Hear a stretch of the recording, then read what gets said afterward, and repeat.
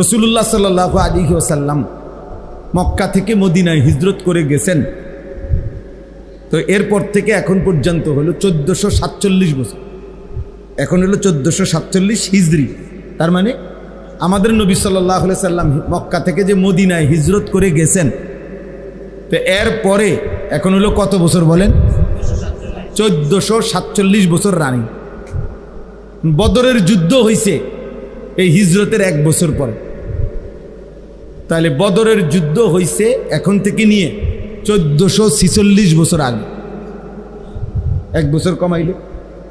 এখন এই আবু জাহেল সে মারা গেছে এই বদরের যুদ্ধের দিন। তাহলে এখন বলেন তো আবু জাহেল মাটির উপরে ছিল কতদিন আর মাটির নিচে আছে কতদিন? এই আমগো হিসাবে বুঝছেন নি হিসাবটা? মাটির উপরে ছিল সর্বোচ্চ 60-65 বছর, নয়তো 70 বছর, কিন্তু মাটির নিচেই আছে আমাদের স্বাভাবিক হিসাবেই তো এখন 1446 বছর। তাহলে আমাকে মাটির উপরে বেশি থাকতে হবে না কবরে বেশি থাকতে হবে? তাহলে নূহ আলাইহিস সালামের জামানায় যারা মারা গেছে তারা আজকে কতদিন? ফেরাউনের জামানায় যারা মারা গেছে তারা আজকে কতদিন? মুসা নবীর জামানায় যারা মারা গেছে তারা মাটির উপরে ছিল কতদিন, মাটির নিচে কতদিন।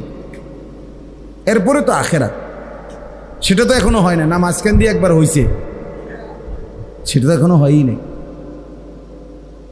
হাসরের মাঠ তো এখনো হয়ই নাই, আখেরাত তো এখনো হয়ই নাই, জাহান্নাম তো এখনো হয়ই নাই।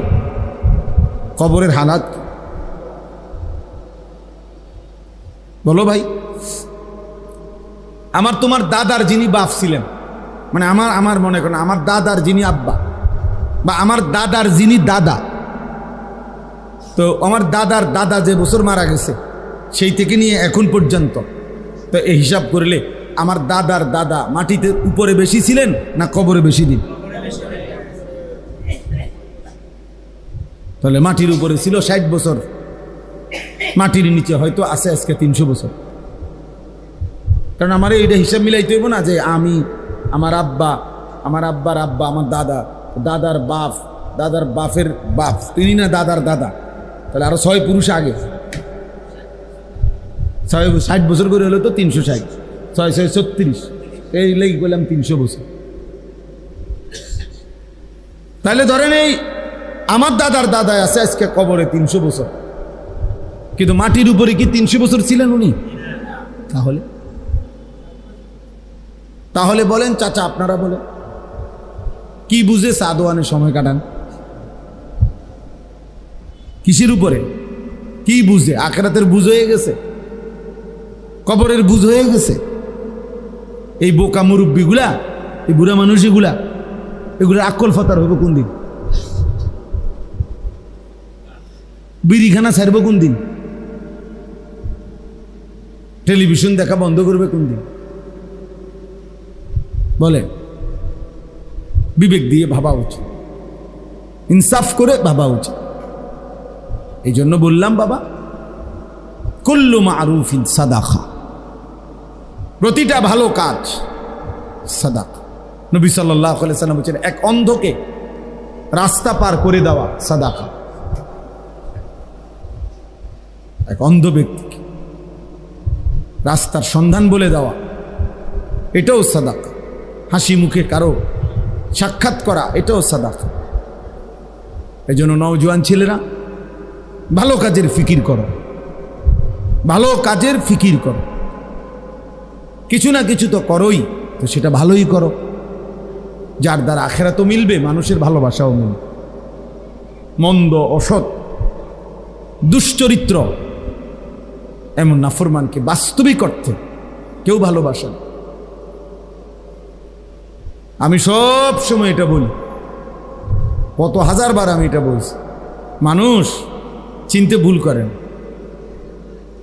পৃথিবীতে কেউ কোনো গাঁজাখোর, ফুট্টাখোর, বাবাখোররে কেউ জোনায়েদ বাগদাদি বলে না, জোনায়েদ বাগদাদিকেও গাঁজাখোর বলে না।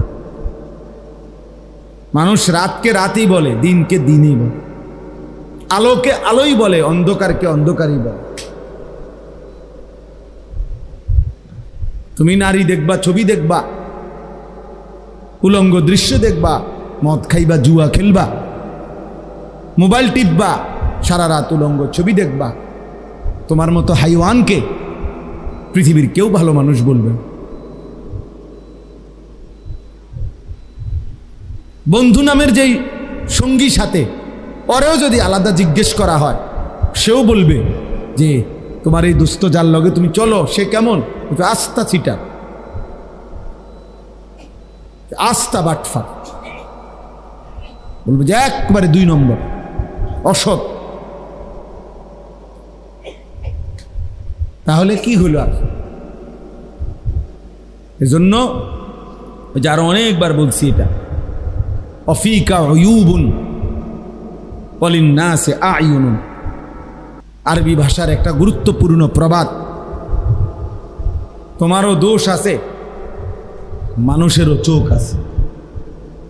এটা আরবিতে বলে আর কি, ওয়াফিকা উয়ুবুন, তোমার মাঝেও দোষ আছে, ওয়ালিন্নাসি আ'য়ুনুন, মানুষেরও কি আছে? চোখ। মানুষ দেখতে ভুল করেন। হ্যাঁ, আপনি বইয়া সাদওয়ানে বিড়ি খাবেন, মানুষ আপনার আল্লাহু আকবার, চাচার মতো জুনায়েদ বাগদাদি আর নাই। মানুষে বেকুব, মানুষে ভাত খায় না, মানুষে জিরা খায়। হ্যাঁ, এই জন্য ভালো কাজ করা, নেক কাজ করা। তা আমি বলতেছিলাম যে এই ছোট্ট মাদ্রাসায় মাওলানা আনাস গড়ছে, ফিকির করছে দ্বীনের জন্য। আল্লাহ তাআলা যেন এটুকু ভালো কাজে উত্তম বিনিময় দান করেন। ইখলাস ও তাকওয়া, আমার শায়খ আল্লামা মুফতি মুশতাকুন নবী কাসেমি হুজুর সব সময় বলে, এটা ইখলাস ও তাকওয়া মানে এক হলো আল্লাহর জন্য, 2 হলো গুনাহমুক্ত। তাকওয়া মানে গুনাহমুক্ত, আর ইখলাস মানে আল্লাহর জন্য। 2 জিনিস যদি ঠিক মতো হয়, বিফলে যাবে না। 2 জিনিস যার মধ্যে নাই, 30 বছর পরে হইলো ঠিকবে না, 100 বছর পরে হইলো এটা কি হয়? ইখলাস ছিল না, নয়তো তাকওয়া ছিল। গুনাহমুক্ত না, গুনাহমুক্ত হিসাবে 2 নম্বর, আখলাকে 2 নম্বর, সুদূর বুদুর, খালাস। 2, 4, 10 বছর 20 বছর খুব রমরমা গেছে, এরপরে শেষ।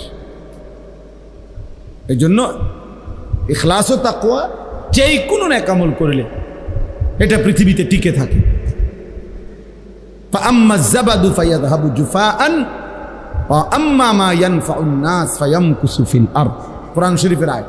আল্লাহ বলছে যেটা ফেনা সেটা পারে গিয়ে শুকিয়ে যায়। সমুদ্রের এই উথাল পাতাল ঢেউয়ের মুখে যেই ফেনা হয় সাদা, এটা বারবারই পারে আইসা বাড়ি খাইয়া শুকায় যায়, হারায় যায়, পানি থাইকে যায়, ফেনা মিলিয়ে যায়, শুকিয়ে যায়। কিন্তু যেটা উপকারী পানি সেটা থেকেই যায়। ফায়ামকুসু ফিল আরদ, ওটা জমিনে থাকে। এজন্য কারো 1200 বছর আগের, 1000 বছর আগেরও খেদমত আজও পৃথিবীতে আছে। ওই যে আল্লাহ তাআলা কবুল করে নিছেন। এজন্য আমি শুরুতে এটা বলে নিলাম, আপনারা সবাই মিলে আলহামদুলিল্লাহ প্রত্যেকের জায়গায় ভালো কাজ করার চেষ্টা করুন। বলেন ইনশাআল্লাহ। আল্লাহ তাআলা আমাদেরকে তৌফিক দান করুন। আল্লাহ তাআলা আমাকেও তৌফিক দান করুন। 2টা আয়াত যে পড়ছি, এবার 2 আয়াতের তর্জমা শুনুন। আমরা মুমিন, আমরা মুসলমান, যুবক ভাই তোমরাও আমরাও, আমরা প্রত্যেকেই আসলে এই বাস্তবিক অর্থে মুসলমান। এটুকু পরিচয় আমাদের প্রিয় পরিচয়, শ্রেষ্ঠ পরিচয়। মুসলিম এই পরিচয়ের চাইতে দামি কোনো পরিচয় হইতে পারে না। এর চাইতে দামি কোনো সম্পর্ক, ইসলামের সাথে আমার সম্পর্ক, তার চাইতে দামি কোনো শব্দ পরিচয় হতে পারে। এই জন্য আমরা মুসলমান, আমরা মুমিন। আর যে মুসলমান, যে মুমিন, তার সব কিছু নিয়ন্ত্রিত। অর্থাৎ আমার হাসি কান্না, আনন্দ বেদনা, আবেগ অনুভূতি, আচরণ উচ্চারণ, চাল চলন, লেবাস পোশাক, চুল চেহারা, কথাবার্তা, ভালোবাসা বিরোধিতা, আমি পক্ষে থাকা বিপক্ষে যাওয়া, সব কিছুই আমার বাজার ব্যবসা আয় রোজগার, আমার জিন্দিগির সেকেন্ড সেকেন্ড টয়লেট বাথরুম পেশাব পায়খানা সর্বকিছুই নিয়মের অধীন, নিয়মের অধীন। যেহেতু আমি মুসলিম, যেহেতু আমি মুমিন, এই কথা আমাদের এটা বোঝা উচিত। এই বাঁধন থেকে যে ছুটে যায়, নিয়মের অধীনে যে ছুটে যায়, এই বাঁধন থেকে বাস্তবিক অর্থে সে আর মানুষ থাকে না। নফসের তাবেদার, শাহওয়াতের তাবেদার, মনের চাহিদার তাবেদার, মনের খেয়াল খুশির অনুসরণকারী। বারবার আমি কোরআনের মধ্যে আসে, বারবার আমি বলি যে সে মানুষ না। আল্লাহ তাআলা বলছে তাকে ফামাসালুহু কামাসালিল কালব, সে কুত্তার মতো। কোরআন শরীফের আয়াত, কালব সে কুকুর, কালবুন অর্থ কুত্তা, কুকুর। আল্লাহ বলছেন যে মনের ইচ্ছা মতো চল, আমার মনে যা ভাল লাগে, আমি যখন যেটা যেখানে দেখি, যখন যেটা আমার চয়েস হয় সেটাই আমার চলার গতি। আমি সুনির্দিষ্ট কোনো কারো নিয়ম পদ্ধতি শরীয়ত বিধান আমি মানি না। আল্লাহ তাআলা বলছে এমন মানুষ মূলত মানুষ না, সে কুকুরের মতো, সে কুকুরের মতো। বরং মুমিন মানেই নিয়মের অধীন। সুম্মা জাআলনাকা আলা শরিয়াতিন, আল্লাহ বলছে আমি আল্লাহ আপনাকে এক নির্ধারিত শরীয়তের উপরেই বানিয়েছি, বিধানের উপরেই দিয়েছি। এজন্য রাসূলুল্লাহ সাল্লাল্লাহু আলাইহি ওয়াসাল্লামকেই আল্লাহ তাআলা সকল কিছু রব্বে করিম ওয়াহির মাধ্যমে নির্ধারণ করে। নবীজি সাল্লাল্লাহু আলাইহি ওয়াসাল্লাম কেন বাম পাও দিয়া বাথরুমে ঢুকছেন, কেন ডান পাও দিয়া মসজিদে ঢুকছেন, আল্লাহ তাআলা এভাবেই বলেছেন। কেন ডান দিকে কাত হইয়া ঘুমাইছেন, কেন ডান হাত দিয়ে খাবার গ্রহণ করছেন, তো আল্লাহ তাআলা এভাবেই বলেছেন। আল্লাহ তাআলা নির্ধারণ করে দিয়েছেন। এবং আমাদের জন্য আল্লাহ নবী সাল্লাল্লাহু আলাইহি সাল্লাম জীবনের প্রতিটা সেকেন্ড তিনি আমাদের জন্য বলে গেছেন, আনা লাকুম মিসলাল ওয়ালিদ ওয়া আল্লিমুকুম কুল্লা শাই। নবীজি বলেন, শুনো, আমি তোমাদের পিতার মতো, আমি তোমাদেরকে সব কিছু শিখিয়ে যাব। আবু দাউদ শরীফের হাদিস। বলছে উম্মত আমি একটা সুতা, একটা বিন্দু ছেড়ে দেব, সব বলে যাব, সব বলে যাব। জুতাটা কেমনে পাও দিবা আমি বলে যাব, দেখা গেছে। বাথরুমে কেমনে ঢুকবা, কয়টা ঢিলা লইবা, পেশাব করে একটু অপেক্ষা করবা, পানি ব্যবহার করবা কেমনে, আমি রাসূল সাল্লাল্লাহু আলাইহি সাল্লাম বলেন, আমি রাসূল তাও বলে গেলাম। এত নিখুঁত, এত সুন্দর, এত চমৎকার ভাবে জীবনের প্রতি সেকেন্ড যিনি সাজায়া গেছেন, বলে গেছেন, তৈরি করে দিয়ে গেছেন। আহা, সেই উম্মত আজ কি পরিমাণ দিশেহারা, কি পরিমাণ দিশে। ঘরকে ঘর, বাড়িকে বাড়ি মুসলমানের কত রং, কত ঢং, কত ফ্যাশন, কত রুচি, কত পছন্দ, কত কিছু এক একজনের। ঘর পরিবার দেখলে, চাল চলন দেখলে ভিন্ন ভিন্ন। মুসলমানের 100 জন ছেলে একটি মহল্লায় একসাথে দাঁড় করাইলে 100 জনেরই ভিন্ন ভিন্ন রুচি, ভিন্ন ভিন্ন চুল, ভিন্ন ভিন্ন জামা, ভিন্ন ভিন্ন স্টাইল, ভিন্ন ভিন্ন রুচি পছন্দ। এমন হলো কেন? এমন হলো অথচ আমরা কিতাবে পড়ছি আল্লাহ নবী সাল্লাল্লাহু আলাইহি ওয়াসাল্লাম যখন সাহাবাদের সাথে বসতেন, তো নতুন কেউ যদি আসতো মদিনায় নবীজির তালাশে, নতুন দূরের থেকে কেউ, তখন সে আয়েশা জিজ্ঞেস করতে হইতো, মান মিনকুম ফিকুম মুহাম্মদ, তোমাদের মধ্যে মুহাম্মদ কোন জন, জিজ্ঞেস করতে। সাহাবীরা বলে দিতেন হুয়া ফিনা মুহাম্মদ, তিনি আমাদের মধ্যে মুহাম্মদ। অর্থাৎ চুল, চেহারা, লেবাস এতটা একরকম যে চিনতে কষ্ট হতো। নতুন মানুষ। নবীজি সাল্লাল্লাহু আলাইহি সাল্লাম যখন মক্কা থেকে মদিনায় হিজরত করে আসছেন, প্রথম যেদিন মদিনায় ঢুকছেন, সেদিন আবু বকর সিদ্দিক তো নবীজি সাল্লাল্লাহু আলাইহি সাল্লামের সাথে ছিল। তো এই দুইজনে দুইটা খেজুর গাছের নিচে বসছে। তো নতুন যত লোক আসছে সাক্ষাতের জন্য, কেউ আয়েশা নবীজির সাথে মুসাফা করছে, কেউ আবু বকর সিদ্দিকের সাথে মুসাফা করে, আর ফেস লেগে গেছে সবাই। তো যারা নবীজিকে আগে সরাসরি দেখছে হজ্জের সময় মক্কায়, এরকম লোক হলো সর্বোচ্চ 72 থেকে 74 জন। ওই যা বায়াতে আকাবার সময় যা, বাকিরা তো দেখে নাই। তো আইসে তো এখন হাজার হাজার লোক, বাচ্চা কাচ্চা, জোয়ান, বুড়া। এখন ওই এরা সবাই একজন আরেকজনের জিগায় কোন জন। মুসাফা তো করলাম, হাত তো মিলাইছি, কিন্তু মুহাম্মদ কোন জন চিনতেছে না। কে মুহাম্মদ, কে আবু বকর বুঝতেছে না। কিতাবে আমি নিজে পড়ছি, হযরত আবু বকর সিদ্দিক রাদিয়াল্লাহু তাআলা এটা বুঝতে পারছে যে লোকদের মধ্যে কানাঘুষা করতেছে বারবার। তো তিনি উঠে আল্লাহ নবী সাল্লাল্লাহু আলাইহি সাল্লামের মাথা মুবারকের মধ্যে একটা রুমাল বা কাপড় কিছু একটা দিয়া দিছে। এইবার সবাই বুঝতে পারছে ইনি মুহাম্মদুর রাসূলুল্লাহ। ভিন্নভাবে একটু আলাদা করে দিছে, নয়তো চিনতেছে না। আহা, আজ আমরা মুসলমান, আমরা অঘোষিতভাবে আমরা যেন রেজুলেশন করে সিদ্ধান্ত নিয়ে নিছি, আমরা মুসলমানরা, যে আমাদের জেনারেল শিক্ষিতরা হবে একরকম চলন বলন, আমাদের হুজুররা হবে আরেক রকম চলন। এটা যেন আমরা আমাদের কি সিদ্ধান্ত, অঘোষিত কি সিদ্ধান্ত। আমরা নিজেরাই নিজেদের মধ্যে এই বিভাজন করে দিছি। আল্লামা তাকি উসমানী দামাত বারাকাতুহুমুল আলিয়া, পাকিস্তানের সারা পৃথিবী বিখ্যাত আলেম, উনি একটা সুন্দর কথা বলছেন যে মুসলমানের ইতিহাসে এক জামানা এমন ছিল,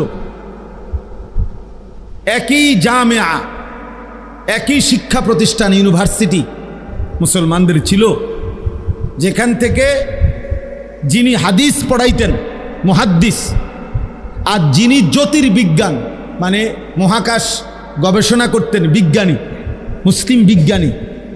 তো একই ইউনিভার্সিটিতে যখন নামাজের ওয়াক্ত হইতো, জামিয়া একই শিক্ষা প্রতিষ্ঠানে, তো দুইজনই দুইজনের কর্মস্থল থেকে যখন বের হয়ে মসজিদের দিকে যাইতেন, উনি বলছেন আল্লাহর কসম মানুষ চিনত না যে কে মুহাদ্দিস কে বিজ্ঞানী, একরকম ছিল। লেবাসে আর পোশাকে, চুল চেহারায় একরকমই ছিল। কিন্তু আমরা বলো, আমরা ছেলেরা, এই তোমরা যে কয়জন সামনে আছো, তোমরা বলো ভাই, তোমরা কিসের উপরে ভিত্তি করে, কোন বুঝের উপরে ভিত্তি করে এমন আলাদা হয়ে গেল? হাসি দিয়ে উড়াই দিও না, ঠাট্টা মস্কারি করে উড়াই দিও না। তোমার মতো 2-4 জন অপদার্থ ইসলামের জন্য না আসলেও ইসলাম টিকবে।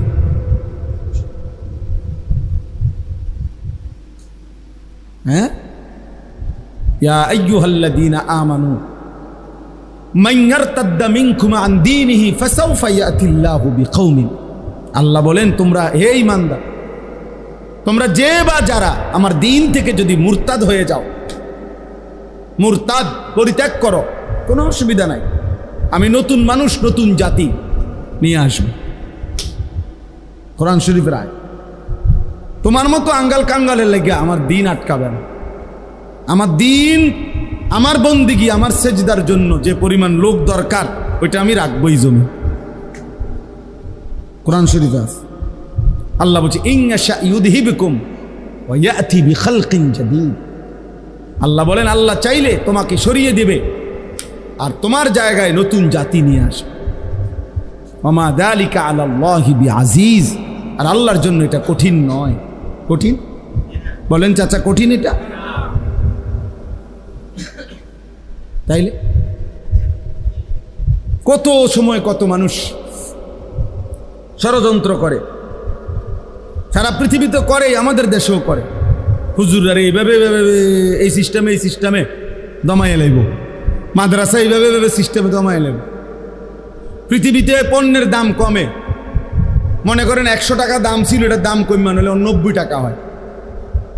88,000, কালকে জিজ্ঞাসা করছি রডের টন, তো 88,000 টাকা ছিল, তো এখন কমছে 83,000 টাকা, না জানি 83,500 টাকা হয়েছে। তো এটা কমে 5,000। কিন্তু একটা পণ্য দাম ছিল 2,000, এটা হয়ে গেছে 100 টাকা। এমন হয়? এমন হয়েছে পরিকল্পিতভাবে।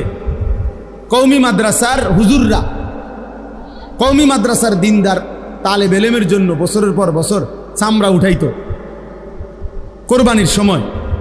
এই চামড়াটা 2,200 টাকা বিক্রি করতো এক একটা। পরিকল্পিতভাবে, ইচ্ছা করে, ষড়যন্ত্র করে জালেম এবং তার দোসররা এটা সিদ্ধান্ত নিয়ে পরিকল্পিতভাবে এটারে 100 টাকা বানাইলে। এটার দাম হয়ে গেছে, মানে চামড়া যেন কোনো কিছুই না।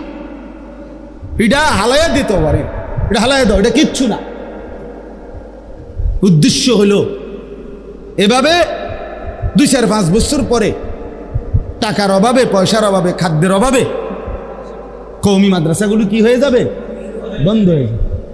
আসমানওয়ালা বলে, না তুমি যাইবা গা, কওমি মাদ্রাসা থাকবে, তোমারে বাগাই দেবো খুব সময়ে, যে কোনো টাইমে। এজন্য কওমি মাদ্রাসা বন্ধ হয় নাই, উলামায়ে কেরামও হারায়া যায় নাই, এটাই বাস্তবতা।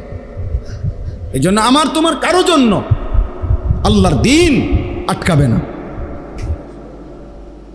আল্লাহর দ্বীন আটকাবে না। এটা জরুরি বিষয় বাবা। আমরা যদি এটা বুঝি ভালো হবে। একজন ছেলেই বুঝছেন, একজন বাবাই বুঝছেন।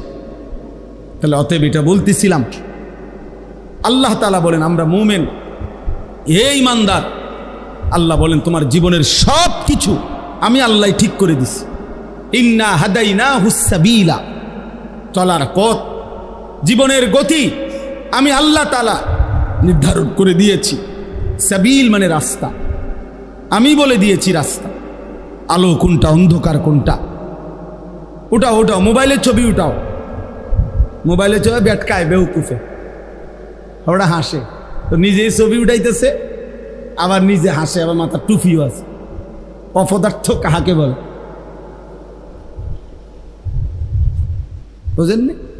মানে আমার মতে আমি ব্যস্ত, আমার রঙে আমি ব্যস্ত, আমার আর নতুন করে কিছু জানারও নাই, নতুন করে কিছু শিখারও নাই। আমি যা বুঝি তাই তো, আমার বুঝে তো থুইয়ার জায়গা নাই। হুজুরের তো বুঝলাম কোন সময়। এই হলো ছেলেদের হালাত। তো প্রায় এই জন্য বলি আমি যে মানে প্রত্যেক বড় মোবাইলওয়ালা, যার হাতে একটা মোবাইল আছে বড়, এই মোবাইলেরই, সেইতেই একজন সাংবাদিক, এইতেই একজন বুদ্ধিজীবী। বাংলাদেশে যদি মনে করেন 5 কোটি মানুষের হাতে একটা বড় মোবাইল থাকে, 5 কোটি বুদ্ধিজীবী, 5 কোটি সাংবাদিক, এবং এই 5 কোটি মোবাইলওয়ালা দেশবাসীকে বুদ্ধি দিতে আছে, এভাবে করেন, ওইটা করেন, এখন এটা করা উচিত, এখন ওইটা করা উচিত। আর তোমার কি উচিত? আমার উচিত মোবাইল টিপা। বাকিদের উচিত আমি যে বুদ্ধি দেয় ওইটা করা। বুঝেন নাই কথা? বাকিরা আমার বুদ্ধিতে কাজ করবেন, আর আমি শুধু মোবাইল টিপ। আফসুসের ব্যাপার। এই কয়েকদিন আগের ওই যে ওই যে নোয়াখালীতে যে প্রবাসী লোকটার 7 জন পরিবারের সদস্য যে মারা গেল, মাইক্রোটা যে পড়ে গেছে পানিতে, শুনছেন না? এটা একই পরিবারের বেচারার, সব শেষ। তার আমি সাক্ষাৎকার দেখছি, আর সে আফসুস করে চোখের পানি ফেলে বলছে, কয় যে কত শত শত মানুষের আমি চিল্লাইয়া কাঁদছি, ডাকছি, সবাই ভিডিও করে, সবাই ছবি উঠায়, কিন্তু আমারে কেউ আমার এই বাঁচাইবার জন্য কেউ চায় বলে নাই এটা ওই বলছে কি পরিমাণ বদনসিব এই জাতি কি পরিমাণ বদনসিব বেচারা কাঁদতে কাঁদতে এটা বলছে যে আমার মানুষগুলো এভাবে মারা যাইতেছে ওরা সবাই ভিডিও করতেছে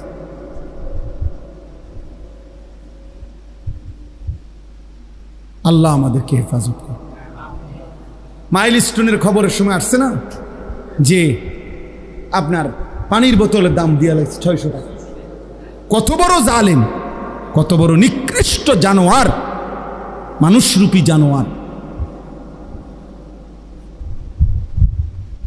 কত বড় নিকৃষ্ট বলে রিক্সা ভাড়া ডাবল নেও না অগ্নিদগ্ধ ছেলেটারে উঠাইতেও চায় না ভাড়া দিব কে তুই মরে গেলে আমার কি আমার ভাড়া দরকার সাফ কথা বেটা আমি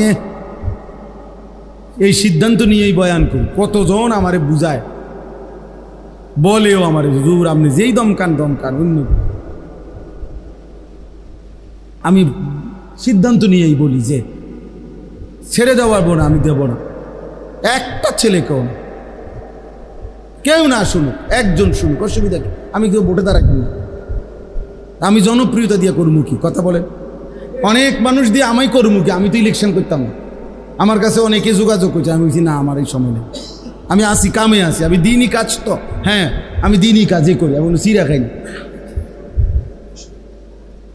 দিনই কাজই করতেছি আপনি যদি ওই দিন একজনকে বলছি যে ভাই আপনি আমার সাথে 3 দিন আমার লগে থাকবেন আমার খরচে থাকবেন আমার গাড়িতে থাকবেন 3 দিনে আমার যদি আপনি 1 ঘন্টা সময় অবসর দেখেন যে এই টাইমটা আমি ফাও গপ মারিয়ে তাইলে আপনি এই ফাঁকে আমার মার্কাটা ঢুকাবেন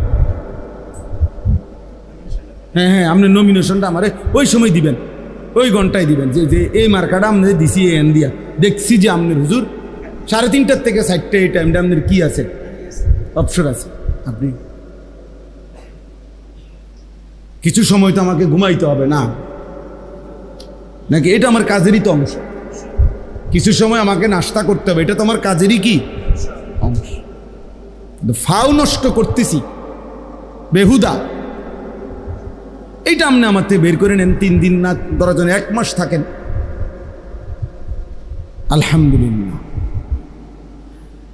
এজন্য প্রিয় ভাই আল্লাহ তাআলা বলেন যে মুমিন হে ঈমানদার আমি আল্লাহ তাআলা তোমাদেরকে বলে দিচ্ছি প্রত্যেক মানুষের দিলে আগ্রহ মহব্বত ভালোবাসা কোনো জিনিসের প্রতি অন্তরের টান এটা আল্লাহ প্রদত্ত এটা একটা ফিতরাত সৃষ্টিগতভাবেই স্বভাবগতভাবেই মানুষ কারো না কারো প্রতি আকর্ষণ অনুভব করে হৃদয়ের টান অনুভব করে মহব্বত ভালোবাসা মানুষের অন্তরে আল্লাহ প্রদত্ত তো আল্লাহ তাআলা এখানে বলছেন যে হে আমার মুমিন বান্দা ইন্নামা ওয়ালিয়ুকুম নিশ্চয়ই তোমাদের বন্ধু ভালোবাসার পাত্র প্রিয়জন তোমার হৃদয়ের ঠাঁই হবে ভালোবাসার পাত্র হবে তোমার বন্ধু হবে কে 1 নম্বরে আল্লাহ কে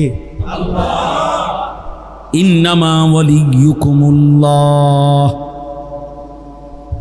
আল্লাহ বলেন মুমিন তোমার প্রথম বন্ধু হবে আল্লাহ কে আল্লাহ ওয়াল্লাযীনা আমানু আশাদ্দু হুব্বাল লিল্লাহ আল্লাহ বলে যারা মুমিন যারা ঈমানদার তাদের সবচেয়ে বেশি ভালোবাসা আল্লাহর জন্যে কার জন্যে আল্লাহ বলেন জমিনে আমি এমন বান্দা সর্বদাই রাখবো ফাসাউফা ইয়াতিল্লাহু বিকাউমিন ইউহিব্বুহুম ওয়া ইউহিব্বুনা এমন বান্দা আমার জমিনে থাকবেই যারা আমি আল্লাহকে ভালোবাসে আমিও যাদেরকে ভালোবাসি ইউহিব্বুহুম ওয়া ইউহিব্বুনা আল্লাহ বলে বান্দা তুমি যদি আমাকে নাও ভালোবাসো কোনো অসুবিধা নাই মনে রেখো আমার জমিনে এমন বান্দা ছিল আছে থাকবে যারা আমাকে ভালোবাসে আমিও যাদেরকে ভালোবাসি।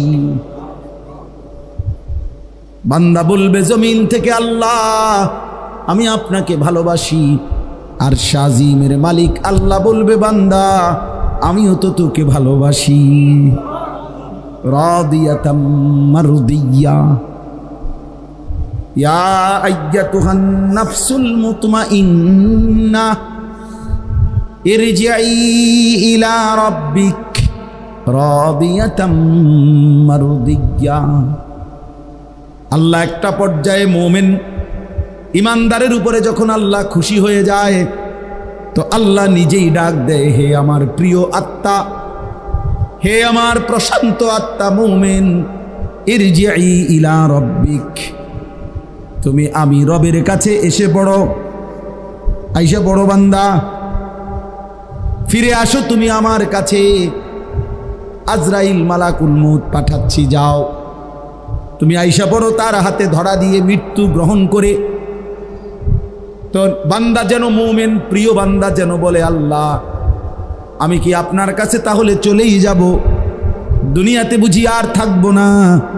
তো আল্লাহ বলে, রাদিয়াতাম মারদিয়া, কেন থাকবা? আমিও তো তোমার উপরে রাজি, তুমিও তো আমার উপরে রাজি, আর থাকবা কেন? আইসাই পড়ো। মাকসাদ তো অর্জন হয়েই গেছে। তুমি আমার ভালোবাসা চেয়েছিলে, আমিও তো তোমার ভালোবাসা চেয়েছিলাম, ভালোবাসার হক তো আদায় হয়ে গেছে। রাদিয়াতাম মারদিয়া, हम यहाँ से तुम वहाँ से, दोनों जानिब से इशारा हुआ। আমি এখান থেকে, তিনি ওইখান থেকে, দুই দিক থেকেই ইশারা হয়েছে, দুইজন দুইজনকে ভালোবাসে। আমার শায়েখ আল্লামা মুফতি মুশতাকুন নবী কাসিম হুজুর বলে, একটা পর্যায়ে যেন এমন হয় আল্লাহ যেন বলে, বান্দা তুমি আর আমি, আমি আর তুমি, তুমি আর আমি, আমি আর তুমি। এজন্য আল্লাহর প্রিয় বান্দারা যখন জীবন দিতেন, জিহাদে শাহাদাত বরণ করতেন, তো সাহাবায়ে কেরামের অসংখ্য ঘটনা এমন আছে, যখন সাহাবায়ে কেরাম যুদ্ধের ময়দানে শাহাদাত বরণ করতেন, রক্তে লাল, শরীরে তীর বর্ষা বল্লমের আঘাতে যখন শরীর ঝাঁঝরা, রক্তে যখন লাল হয়ে গেছে, তো নিঃশ্বাস যাওয়ার মুহূর্তে চিৎকার দিয়ে বলতেন, ফুস্তু ওয়া রাব্বিল কাবা, কাবার রবের কসম আমি কামিয়াব, সফল হয়ে গেলাম, আজ বন্ধুর সান্নিধ্য পেয়ে গেলাম। निकल जाए दम तेरे कदमों के नीचे, यही दिल की हसरत, यही दिल की आरजू है। প্রিয় বান্দা বলে, মাওলা আপনার কদমের নিচে আমার জীবন দিয়ে দিলাম, এটাই তো জীবনের তামান্না ছিল, এটাই তো দিলের আশা ছিল, এটাই তো দিলের আরজু ছিল যে আপনার কদমের নিচে জীবন দিয়ে দেব। ইন্নামা ওয়ালিয়ুকুমুল্লাহ, আল্লাহ বলে তোমাদের বন্ধু হবে আল্লাহকে। আল্লাহু ওয়ালিয়ুল্লাযীনা আমানু, আল্লাহ বলে যারাই মুমিন তাদের বন্ধু হলেন আল্লাহকে। ইন আউলিয়াউহু ইল্লাল মুত্তাকুন, আল্লাহ বলেন আল্লাহর বন্ধু কেবলই মুত্তাকি যারা, তারা।